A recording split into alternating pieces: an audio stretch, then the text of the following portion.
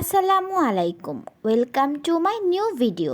আজকে ছিল 16ই ডিসেম্বর আর রাফিদের পাপার অফিস ছিল বন্ধ, তাই বিকেলবেলা ম্যাচিং ম্যাচিং ড্রেস পরে বেরিয়ে পড়লাম।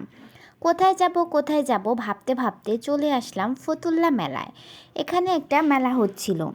মেলা এমন একটি আনন্দ সমাগম যা প্রাচীনকালের ঐতিহ্যকে বহন করে এবং প্রাচীনকালের হারিয়ে যাওয়া সেই জিনিসগুলো মানুষের সামনে পুনরায় উপস্থাপন করে।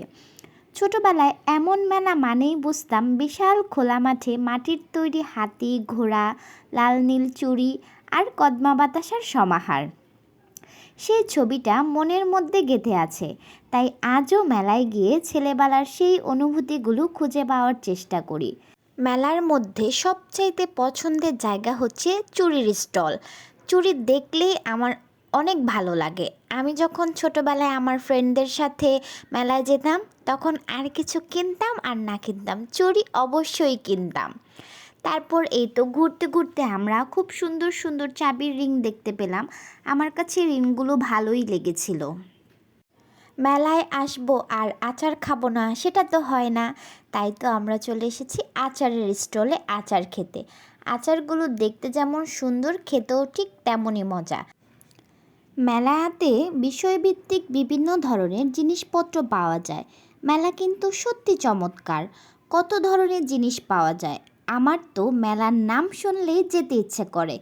আর আমাদের সবার উচিত মেলাতে যাওয়া, কারণ আমাদের বাচ্চাদেরও একটু ঘুরতে যাওয়ার একটা জায়গা হয়। দেখা যায় কি বাচ্চারা ঘরে বসে বসে বোরিং হয়ে যায়, আর ফোন ফোন ছাড়া তো এখনকার বাচ্চাদের চলে না। তাই আমার মতে বাচ্চাদের একটু ঘুরতে নিয়ে যাওয়া দরকার। আর যখনই আমি শুনি কোথাও মেলা হয়েছে, তখনই আমি রাফিদকে নিয়ে চলে যাই মেলাতে। সেও একটু আনন্দ পায় আর আমারও একটু ঘোরা হয়ে যায়। দেখেন রাফিদ কত খুশি ঘোড়াতে উঠতে পেরে। আমি তো ভেবেছিলাম প্রথমে সে ভয় পাচ্ছে, পরে দেখি না, সে তো খুব খুশি। তার খুশিতেই আমার খুশি। আমার ভিডিওটি এই পর্যন্তই। আমার ভিডিওটি কেমন লাগলো অবশ্যই জানাবেন।